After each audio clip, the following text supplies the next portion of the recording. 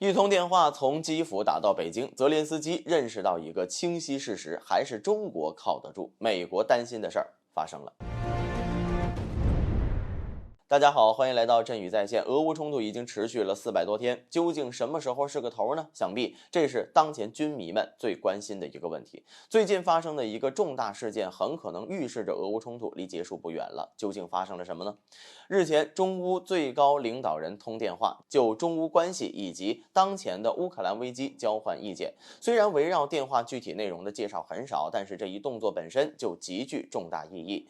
根据知情人士透露，中方这次呢是应约接通电话，也就是说主动找上中国的是乌克兰。一通电话从基辅打到北京，乌克兰找中国究竟是想干什么呢？中国在乌克兰危机中究竟能够担起什么样的作用呢？在整个俄乌冲突的过程当中，中国的立场呢始终是中立的，而且在西方一众的引战拱火动作的衬托下，中国的和平促和立场呢显得更加的难能可贵。所以呢，乌克兰找上中国绝对是求和平的。此前美乌之间的互动十分频繁，乌克兰呢将美国当成靠山，找美国索要军援，以期在战场上呢打败俄罗斯。虽然美国口头上说的非常好听，尽一切的可能援助乌克兰，但是在实际的做法上，美国却始终不敢向乌克兰提供杀伤力强的武器。而且打了这么久，乌克兰想必也明白了其中的圈套。美国呢，压根儿就没有想过帮助乌克兰打败俄罗斯，因为美国不下场这事儿呢根本就不现实。所以呢，泽连斯基行动了，找上了中国。中国出面呢，为何就意味着俄乌冲突离结束不远了呢？一个很简单的道理，第三方调解人呢，必须同时得到冲突双方的信任。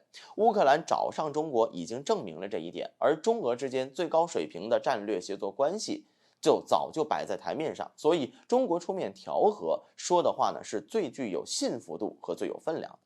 其次，中国一手促成了沙伊和解，证明了中国大国外交的非凡影响力。美国做不到的事呢，中国轻而易举的做到了。可见，斡旋外交已经成为中国外交一张极具特色的名片了。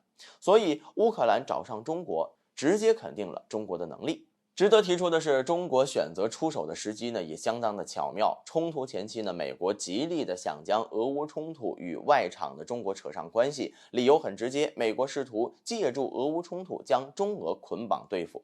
那个时候轻易下场，只会正中美国的圈套。但到了冲突后期，情况呢又不一样了。乌克兰呢有着充足的和谈诉求，中国出面呢既是满足俄乌双方的共同诉求，同时呢又可以借此展示中国作为一个负责任大国该有的担当和气魄。事情发展到这一步，美国担心的事情终究还是发生了。拜登政府呢引战图谋，迟早败露不说，还将自己的全球声誉搭了进去，而且呢还间接帮中国扩大了影响力。美国这次恐怕是偷鸡不成蚀把米。好了，本期节目就到这里，欢迎大家点赞分享精彩的评论。